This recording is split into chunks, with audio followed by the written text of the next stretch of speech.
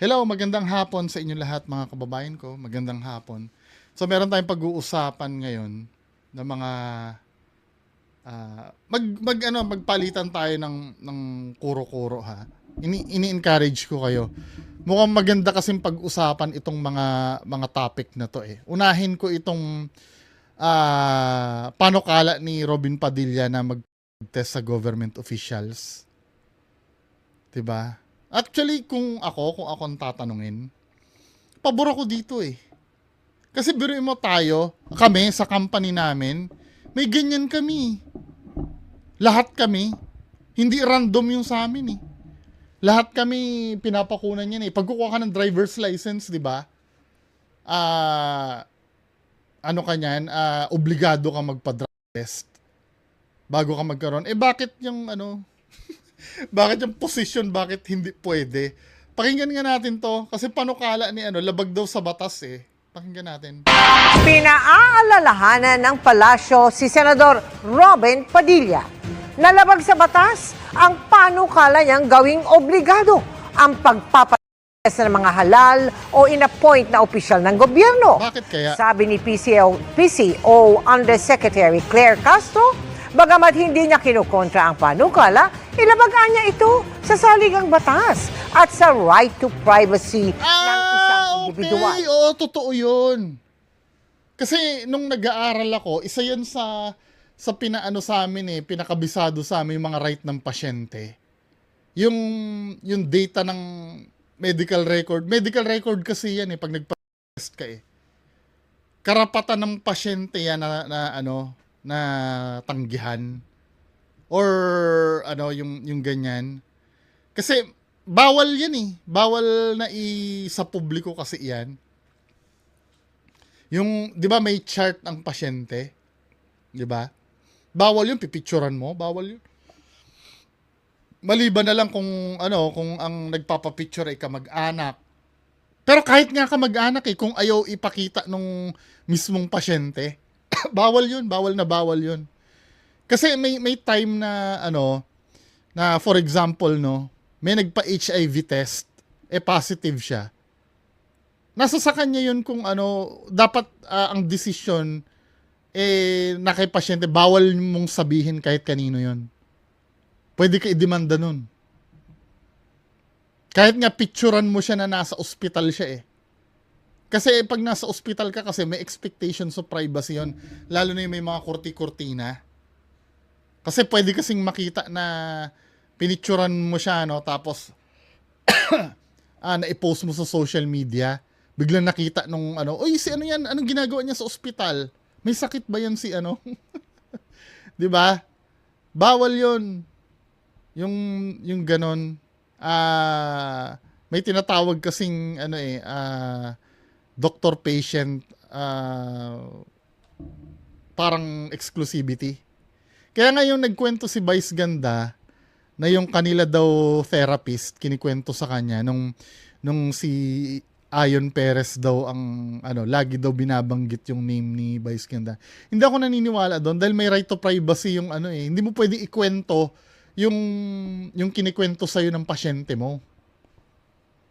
'Di ba? Hindi pwede 'yun. Ewan ko kung sinabi nila 'yun or baka pwede siguro 'yun, may authorization ni Ayon Perez na sabihin kay Vice Ganda yung sinasabi niya, pero alam ko bawal yung kahit nga nanay, bawal malaman eh. Kasi malulus ang trust ng pasyente kapag, let's say, may mga ganyang kaso na biktima ng rape, di ba? Pagka kinakausap ng psychologist, syempre sinishare niyo yung nangyari. Di ba? May trust yung pasyente na wag mo ikukwento sa nanay ko ha. Para lang mo ko. May yun eh. May kalakip kasing tiwala yun eh. Kaya bawal na bawal yun. Parang ganyan pag medical record bawal talaga. Now, may magtatanong, bakit sa sa pagkuha ng lisensya, bakit kukuha ng test pwede?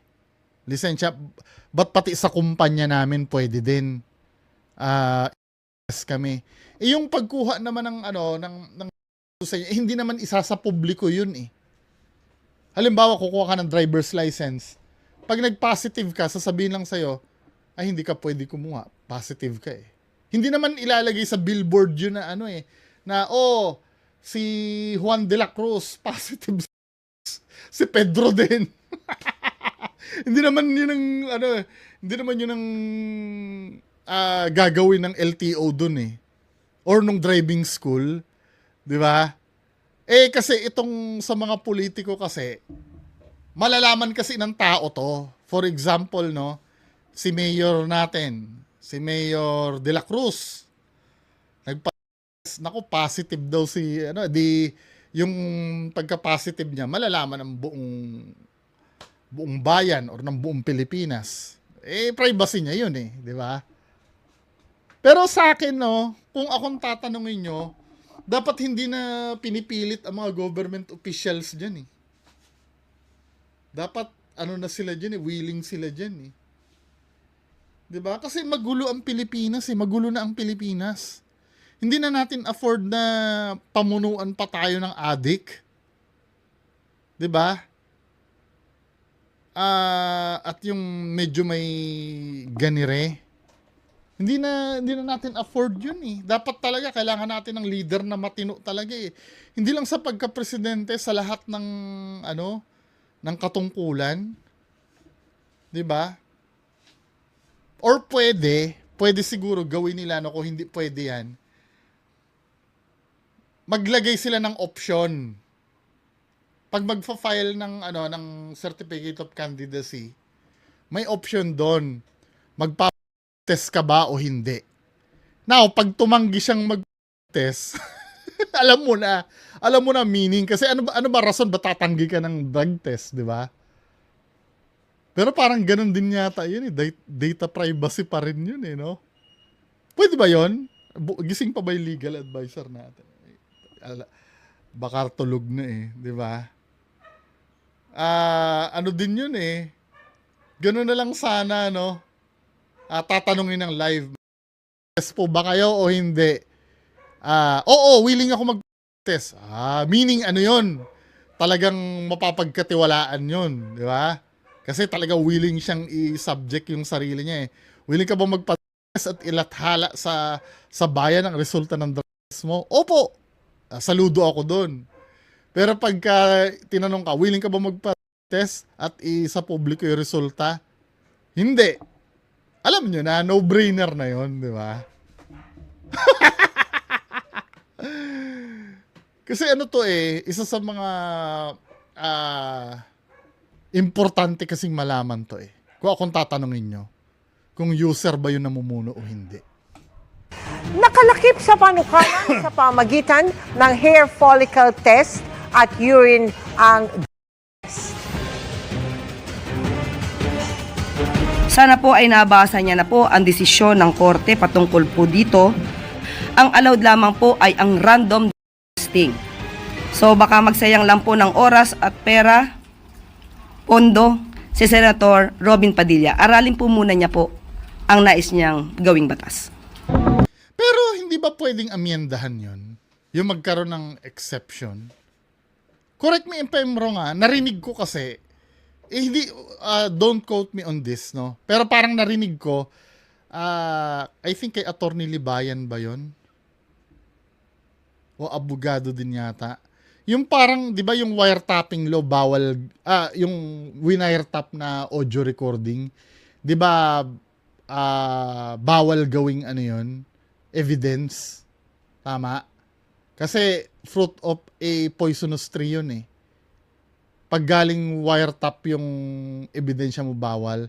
Pero ngayon yata may exception na eh. Parang pinapayagan na yata siya. Pero may condition. Sana, kung pero correct me if I'm wrong medyo naaluminigan ko lang kasi yon. Pero dito sana sa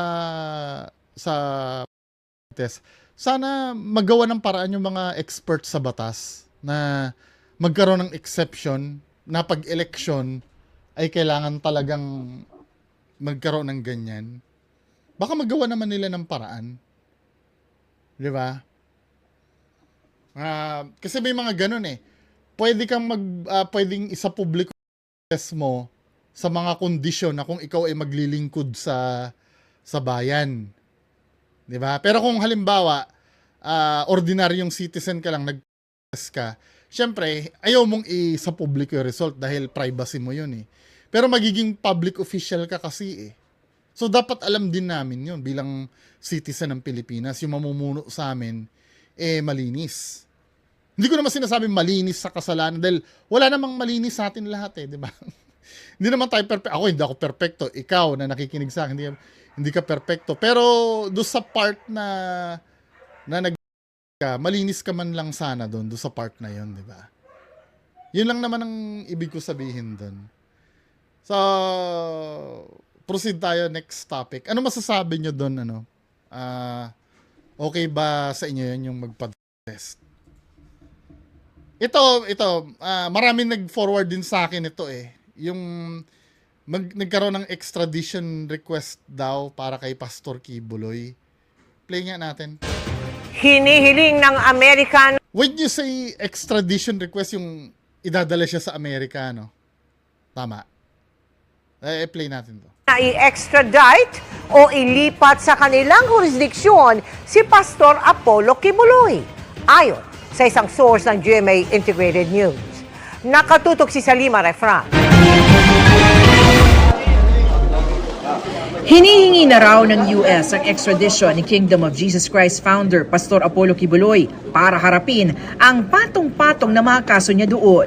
Ayon sa ilang government sources na nakausap ng GMA Integrated News, nai-transmit na raw ng US ang mga dokumento patungkol dito sa Department of Justice itong Hunyo. Seryoso raw ang Amerika sa kanilang extradition request at gumagawa na ng mga kinakailangang hakbang kasama ang gobyerno ng Pilipinas para mapaharap si Kibuloy sa hustisya. Alam na rin daw ng Malacanang ang extradition request na ito ng Amerika. Kaugnayan sa patong-patong na mga kaso, kabilang na ang conspiracy to engage in sex trafficking by force, fraud and coercion, sex trafficking of children, conspiracy Wanted din siya ng FBI din kasi, di ba? at bulk cash smuggling. Si Kibuloy ay malapit na kaibigan at naging spiritual advisor ni dating Pangulong Rodrigo Duterte. Nang tanungin namin tungkol dito sa Philippine Ambassador to the US, Jose Manuel Romualdez, sinabi niyang isinumite na ang extradition documents si Kibuloy sa DOJ para sa pagpuproseso. Ayon kay Justice Secretary Jesus Crispin Remulla, aalamin daw niya ito. Nakakulong ngayon si Kibuloy sa Pasig City Jail para sa mga kasong qualified human trafficking at child sexual abuse na dinidinig sa Pasig at Quezon City RTC. Ang tanong ngayon, maaari bang ma-extradite si Kibuloy kung may kinakaharap itong mga kaso sa Pilipinas? Ayon kay Justice Spokesperson Asek Miko Clavano, karaniwan raw na hindi pwedeng ma-extradite ang isang tao mula sa Pilipinas kung may kasong kriminal pa ito sa mga korte dahil prioridad ang lokal na jurisdiksyon. Ang panuntunan raw ay kinakailangan niyang humarap sa paglilitis at kung ma-convict ay tapusin ang sentensya bago Paano kung ang conviction niya dito ay reclusion perpetua? magpatuloy ang extradition. Pero nasa korte raw ang kapangyarihan para aksyonan ang mga kasong may urgency.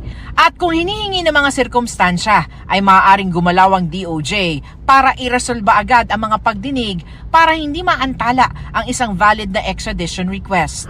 Ayon naman sa kampo ni Kibuloy, wala pa raw silang natatanggap na impormasyon tungkol dito. Ako medyo hati ako dito eh. Medyo hati ako dito kasi iniisip ko kailangan may pagbayaran siya sa Pilipinas talaga doon sa ginawa niya dito. At the same time, ang iniisip ko kasi pag kinuha kasi ng Amerika ito, hindi gagana yung pagka-son of God niya dun eh. Dito kasi baka mamaya may galamay pa siya dito sa Pilipinas eh. Yun din ang iniisip ko din eh. Kaya lang, pag dinala naman siya sa Amerika, masarap kasi ang kulungan sa Amerika. Para lang, kumbaga, sa level natin mga Pinoy, yung prison sa US kasi, parang mala hotel yun doon. Kumpara sa prison natin dito na dugyot. 'Di ba? Sa bagay, dito kasi sa atin, VIP, kung mapera ka no? Mapera ito eh. Baka mamaya nagbubuhay VIP din ito sa kulungan eh. 'Di ba? Kaya hati ako eh. Sa Amerika, kung malakas sa evidence niya doon, talagang ano doon, mahahatulan siya, baka mas mabilis pa ang hatol niya doon. Dito naman, yun nga, iniisip ko, baka may galamay pa yan kasi dito eh. Alam nyo ba na si Ampatuan ay napawalang sala? Hindi yung Ampatuan na, yung ibang Ampatuan na sinangkot. Sino ba si Sir ano yata yung legal advisor natin yung nagpasa sa akin. Wait lang ha.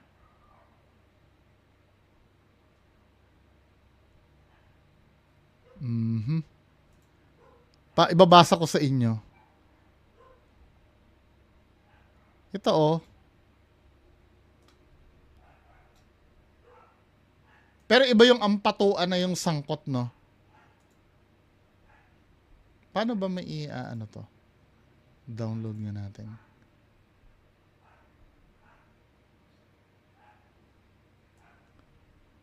So ito yan yung sa Ampatuan.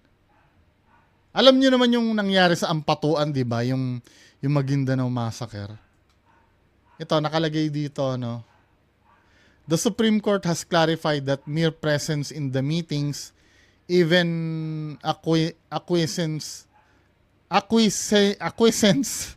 to the plan of committing a crime without an overt act in support of the criminal plot does not make the person liable as a conspirator. Ito kasi parang yung katulad kay Gretchen, 'di ba? Sabing ganon, yung pag ano daw ni Gretchen Barreto, ito naman doon sa sabungan doon sa sabungerong nawawala. Kasi napapabalita si Gretchen Barreto, alam niya ang lahat. 'Di ba? Kasi kasama daw siya sa meeting. Dito kasi si Dato Ahmad Ampatuan ay isa sa mga indicted for 58 counts of murder do sa 2009 Maguindanao massacre. He was then officer in charge, Vice Governor of Maguindanao, and nephew and son-in-law of Ampatuan Patriarch Dato Andal Sr. The Maguindanao massacre was considered the deadliest attack on press. It was on November 23, 2009 when the wife, sisters, relatives, and supporters of 2010 Maguindanao gubernatorial candidate Ismael Manguda Dato challenging Andal Ampatuan Jr., son of then Governor Andal Ampatuan Sr., were on their way to file his candidacy when they were abducted by around 100 armed men, forced up a remote hill and shot using high-powered firearms. Diba? So, itong si